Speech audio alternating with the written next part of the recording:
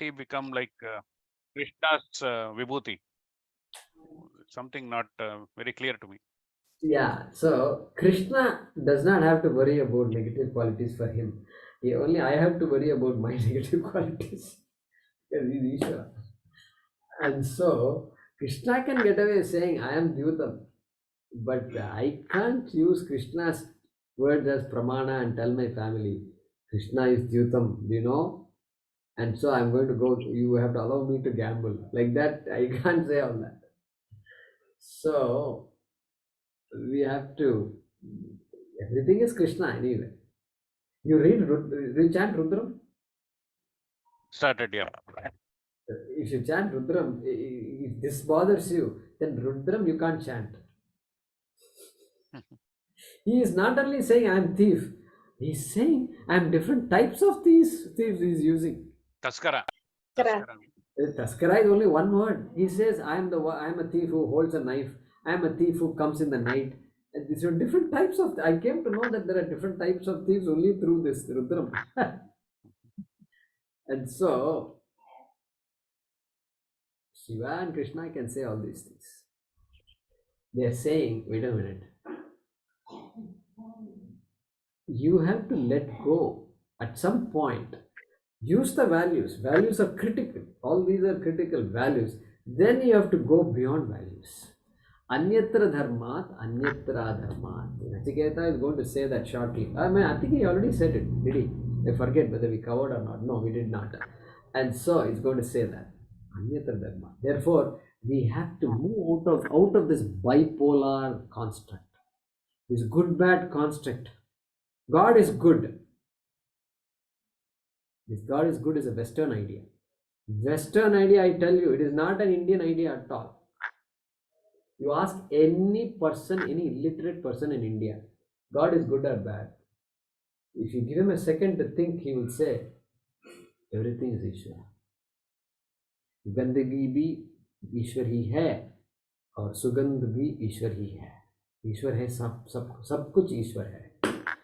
Therefore, this idea that God is good idea we have to invoke because we need help, and so we invoke the good aspects of Bhagavan to help us. But Vedanti has to gradually grow out of this idea, bipolar idea, dichotomy. Otherwise, we'll get stuck in this dichotomy, and Vedanta will not work. Therefore, keep that in mind periodically. And so, Anyatra dharmat, anyatra dharmat. We have to meditate on that also. Nachiketa's words, we will see that shortly. So it's tough. It's tough to accept initially. Initially, it is tough to accept. But our own family is there. Why it is tough to accept? So good words are spoken. Sometimes we hear harsh words from the parents. Sometimes the child is also physically hurt. Okay, right or wrong, I won't say. I won't get into the discussion now. But all these things are happening in a family. Parents think it is the right thing for the children to lock up the children. No, you cannot leave today. You've been outside all last week. Parent says that it's painful for the child.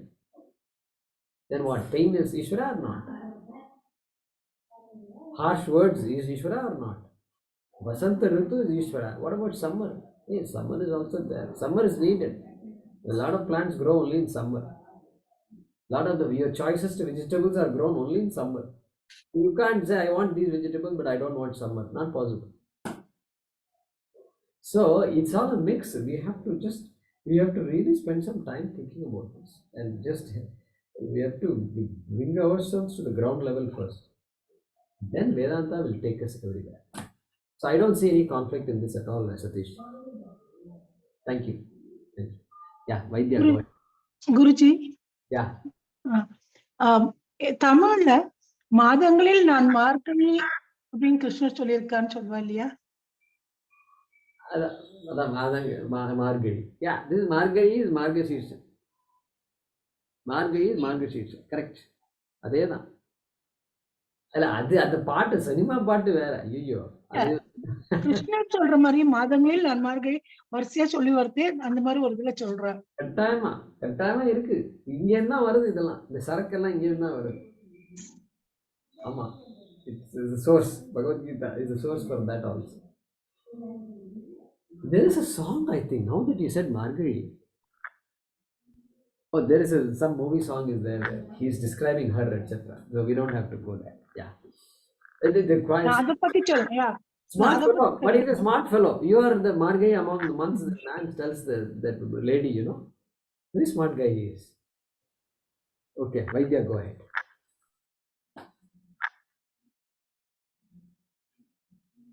Yes, Jaykumarji. So, yeah, in Abrahamic religions, so actually not all Abrahamic religions.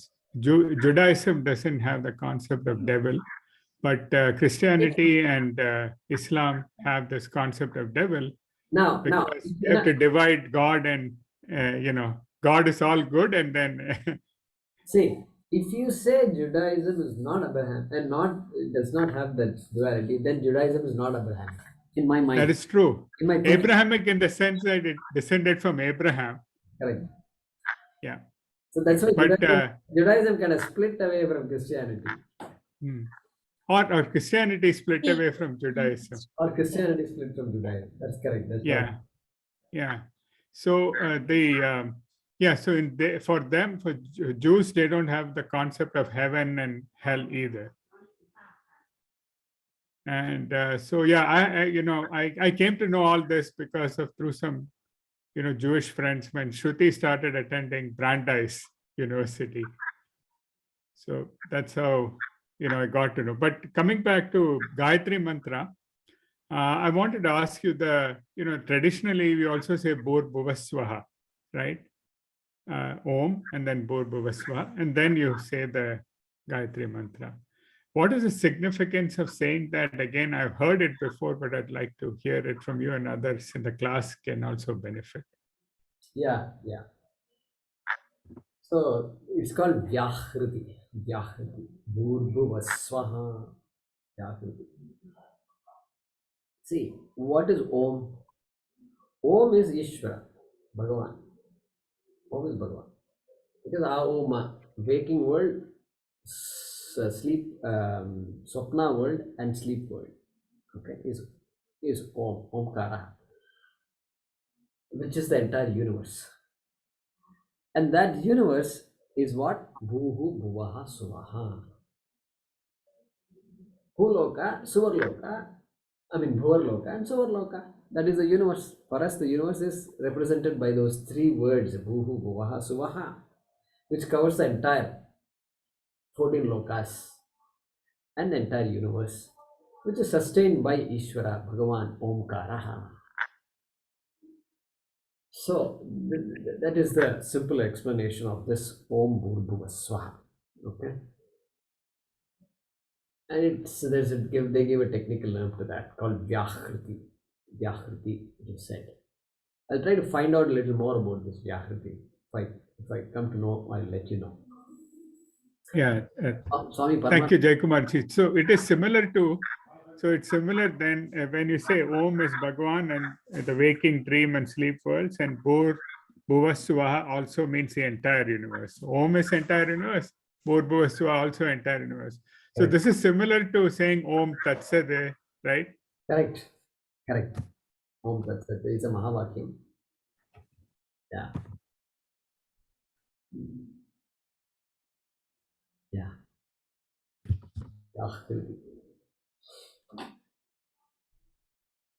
Jaykumarji, in Aruna Prashna, mantras will come where you have to chant under the breath. You can't chant loudly.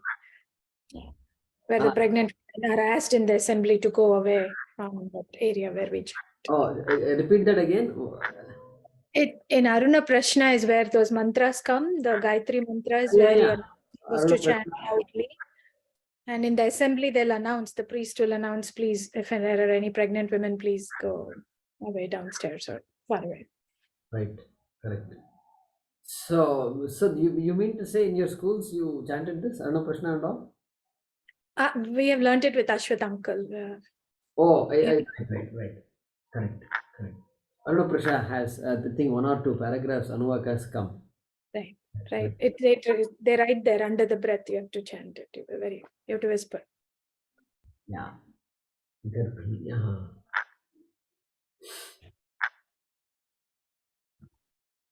Aruna Prashna, yeah. During this Uttarayana Kala, we chanted Aruna Prashna, and it comes. I remember. Mahodaya, which Upanishad is that Mahavakya Om Tatsat? See, Om Tat Sat comes in Bhagavad Gita. Okay? Om Tat Saditi Nirdeshaha. Like that it comes in which chapter? 17th. 17. Correct. 17th chapter is going to come. So that's the pramanam for us. Om Tat Sat. And which Upanishad it comes is a very good question, and I don't know. I don't know the answer to that. I've never been told where it comes. We'll see if it may or may not be there. I don't know in that form. But it'd be good to know if it is there in an Upanishad. I've not heard of it. I'll make a note and ask some of my friends, my classmates. They might know. Raveen might know this. If I know anything. Yeah. Yeah, go ahead.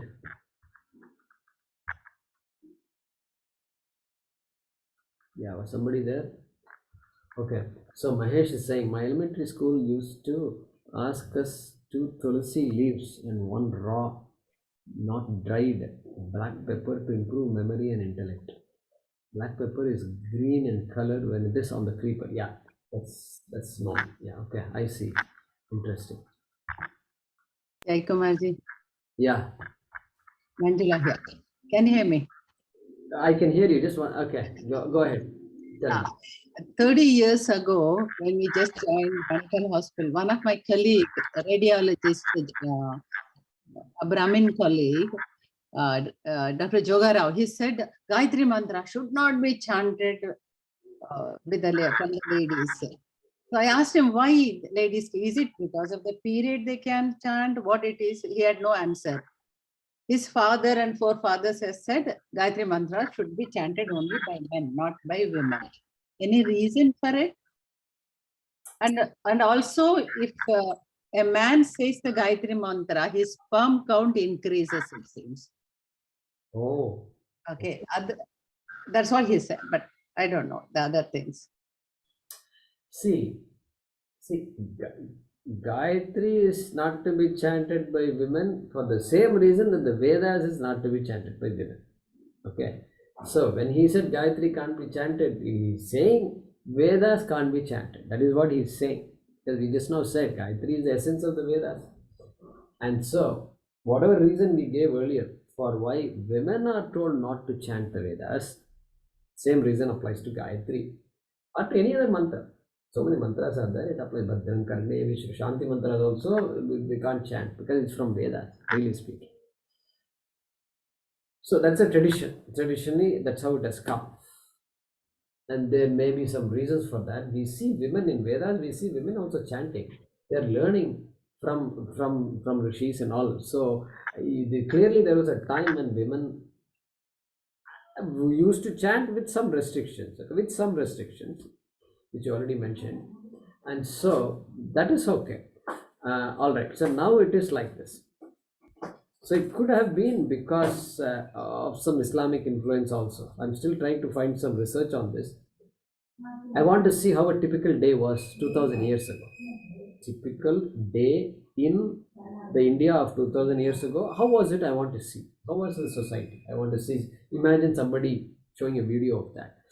In fact, I want to sponsor a video. Somebody wants to make that with some right research. Because we need to see those periods. How was it when Aurangzeb lived in India? So now we can all chant Vedas. And So let me finish. So then, therefore, the Orthodox people will not, they don't approve of all this. They think even this discussion is irrelevant. This discussion itself is irrelevant according to them. So we have to respect that. We respect that. So we don't bother, we don't. If ladies are there in a Veda Patashala, ladies should just keep quiet. If you want to chant, you come somewhere else. You can come on Zoom. If you want to chant in front of me, I'll be there to listen. All that we can do. So, but don't bother. Don't upset them. Tradition has a value, and let the value be there. There are people who know the reasons. They may not know, but there are people who know the reasons. Okay, leave that aside. Then what happens? Then I told you the biological reason earlier. So postmenopausal women can chant. Can definitely chant without impacting their health. That's the idea. If you look at health as a cause of why they're saying this, that's the idea. That also tradition won't accept. Veda Patashalas, if you ask the Acharya, he won't give you this reason. He won't say, yeah, women after 65 can chant, 60 or 55. No, they won't say all that. They won't say. But when it comes to that impacting of the health of the person, if that's the reason, then postmenopausal can chant. Then Acharya Anugraha is also there. So when we are studying under an Acharya, then the Acharya can teach. He or she can say, go to the temple. They're going to chant. Learn all those chants. So now you have we are blessed by the words of the Acharya. And so that becomes a reason to chant also. Women have to follow whatever rules, and then chanting can be done. So these are the only times when women can chant. One of my classmates who studied with me in the ashram, he will not teach women. He will not. I have taught women, but he will not teach. He's even more orthodox, very orthodox. And so I won't say the one is right, one is wrong, but that is, we respect the tradition.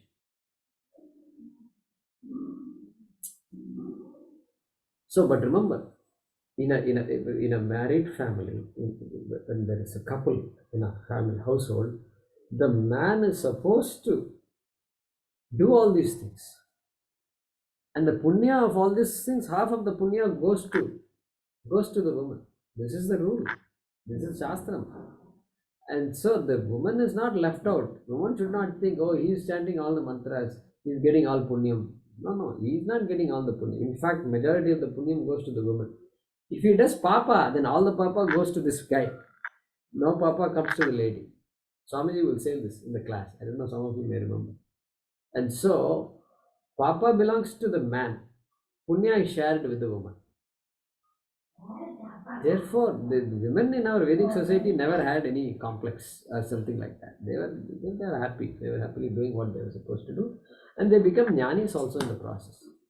Because they are doing Shravana. Maybe doing more Shravanam than men also. And so, this is a very interesting system it is. But, back to this thing. So, chanting, you be alert to where you are. You may know to chant Rudram, etc., and other mantras, suktas, and Upanishads, etc. Be careful where you're chanting. Even your home, make sure your neighbors, among your neighbors, you don't have these orthodox people. Then what happens? You will disturb them. And you try to close the door and keep it quiet, and then close the puja room and then chant, so that nobody can hear it. That's the way I would do it if I was in such a situation. So be alert too, because it is supposed to bless everybody. And if somebody is getting upset by my chanting, that's not a good sign. That's not a good sign. So make sure we don't upset people. That's, I think, is a practical way to do things. And if you need a quieter place to go somewhere else and chant.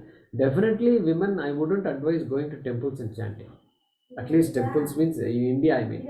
America is a little different. Things have changed, and women, men, everybody chant, etc. All this is accepted. Even traditional people will accept that in America. But here, Anuradha is saying, no way. America, they don't accept. Canada, they may not accept. Whatever, be careful. In Sringeri Mott, they are not allowed. Yeah, to chant. that's what I'm saying. In India, you have to be very careful. Women have to be very careful. Even men in traditional places, even I can't chant to Veda Parashala. Why? You know why? Even though I can chant a lot of mantras, you know why I can't chant? That is because I did not learn in a Veda Parashala. I did not get up at 4 o'clock and learn from the Acharya Mukhat. I learned from Acharyas, but not the way they want me to learn. Therefore, I am not qualified for all this. Therefore, when I myself can't chant, the women have to be careful. That's all. Be careful. You can learn. If you have guidance like Ashwat Maharaj is teaching them, and so, like that, if you have a guru, then you can always learn from a guru. And that guru gives you the license to learn. Upadesha, Guruji, yeah. I was learning Devi Mahatmyam from a guru. He told even Devi Mahatmyam was learned only by men before, it was chanted by men, but now I am teaching women also, it's okay. He said, then I asked him the same question, why ladies cannot chant? He said, first thing, even men, after having the sacred ceremony, only they can learn Veda. Then I asked him, why can't women have the sacred ceremony? He said, yes, nowadays, one lady in Maharashtra, he said, she had the sacred ceremony after her menopause and all over, and she has learned Veda after that, and she is doing the puja. He said that. Yeah, yeah. Devi Mahatmyam itself is considered put in the category of the Veda mantra. So, somebody said a month ago they're offering a course. This Guruji is offering a course on offering to teach. I think maybe Devi Mahatmyam. I forgot now what it is. And they are not sending any WhatsApp announcements and all that because they don't want it to reach everybody. They are just by word of mouth. If you know anybody who's really committed to our Shastram, that person only, and if they want to learn Devi Mahatmyam, just call this number. Okay, that's all. This is not like a public Facebook post and then Devi Mahatmyam. No, not like that. So, some people pay a lot of attention to that because that sanctity is also preserved that way. The desire to have more students, this and all, they don't have all these ideas. Our rishis are very simple people. They are only committed to the Vedas. They don't, if students come, great, that's my bhagyam. If students don't come, that is also my bhagyam only. There is a reason for it. They don't ponder about all these things, worry about all these things. So only we are all running around for audience and this and that. No acharyas ran behind audience. Can you know this? Do you know this? Okay, now the times are a little different, fine, but mentally, the acharya cannot have all this desire for name, fame, wealth, and all that. No way. It will ruin the teaching. It will ruin the teaching, period. The person, I want to do a little business, if I say, then this mind is not available for the teaching because half the time I am worrying about some investment and this and revenue and all that. It won't work. Therefore, purity, this particular teaching, Veda, purity is critical because otherwise the knowledge will not come. It's like that. It's like a bird. The bird. If you want a bird to sit on your shoulder, no bird will sit on your shoulder, okay? And you have to. It must look at you and say, you know what? This guy is. I want to sit on his shoulder. Like that, the bird has to get the idea. No bird will come near a human being. And means that the bird has to see fearlessness in me. And for that to happen, Shastra has to come. And so every Vedic person, leave the chanting aside, every Vedic person, you look at the Veda Padashalas, the way they are committed to, the entire life is committed to this. Therefore, we don't question their ideas. There is a very good reason for why they are doing. why like this and all. They will get upset. They will say, what is this guy? What is he asking? What business does he have? There's no locus standi. I don't even have a locus standi to ask that question. Some compassionate person may answer the question, but they are not used to all these things. You can't ask them all these questions. Or at least carefully you have to ask them, very carefully. And we can do that. Then some people are, I have some people who will answer those questions, but we respect, we worship all these Veda Parashalas, we support them, and so I think there are a lot of people teaching Veda Parayanam on Zoom, especially. I think it is mushroomed. Many people are teaching. I don't know how they manage teaching Veda Parayanam on the Zoom. It's very difficult. I don't know how they're managing to keep the quality top. Quality is very important. Yeah. So yeah, Meera and Narayanan, go ahead. So Guruji, yesterday we started learning the Durga Saptashati, Devi Mahatmyam. Durga Saptashati. Correct. Which is Devi Mahatmyam. So yesterday we started, and it's going to be for the next 12 to 18 months, 2 days a week. So it's being taught to us by our Guruji who teaches us Veda Parayana. So he was also very clear who should be invited for the class. He said that people who are ready to follow some certain discipline in terms of food habits and other habits only should be invited for the class, which is both men and ladies. And in terms of Veda chanting for ladies, he had made one comment some time back, because Dirgha Sarita puts a lot of pressure on the lower abdomen. Okay. When you do Dirgha Sarita, you have to hold your abdomen inside. And in Veda Parayanam, that is a constant effort. Yeah. So he says that cannot be advisable for women. I mean, that could be the reason. Yeah, so there is a valid reason there. And I was actually referring to that class, your class only. Karthik had told me that. So, right. So this is in Kannada, and yeah. So here Mahesh has made a point. These days people may not understand dices. Perhaps now among the addictions, I'm a WhatsApp, Signal, Facebook, Twitter, Instagram. That's a good point, I think. Mahesh is making a very good point there. Yeah, I think so. And Kali, Guruji, I heard from some Bhagavatam this thing discourse that even Kali asked that where dies, that is gambling, then I think chastity in the family, where it is not there, I will be allowed to, engulf them and reside there, and in place where gold is too much. Gold is too much. So he said, like, maybe the invasions we attracted because we started donating too much of gold to temples. Oh, I see. Okay. So all Gopurams became all attractive places for people to invade. I see. Okay. But that gold was not meant to be static. I mean, so where it is hoarded, I mean, what I think he said was where it is being hoarded, where it does not flow. It should flow is what you're saying. It should flow. Earning money is not a crime, but storing money is a crime. I don't think Kali spoke of money. I think it But is money, I think it is gold. He was He very specifically asked for gold.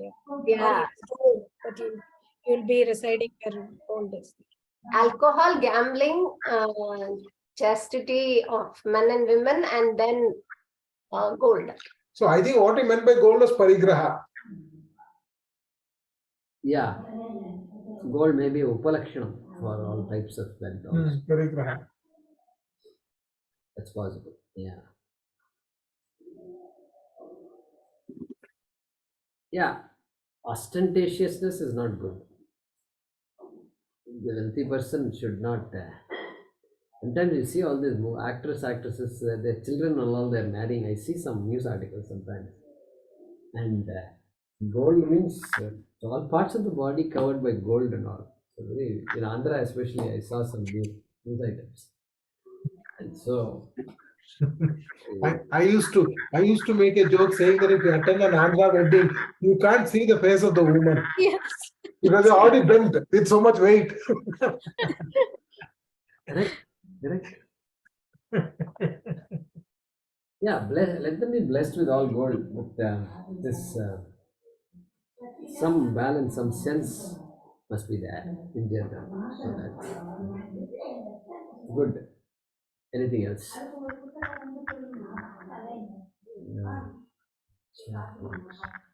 Yeah, that's all the messages here. Okay. Om Ayam Dharmaha Uttarottaraabhivriddhirastu.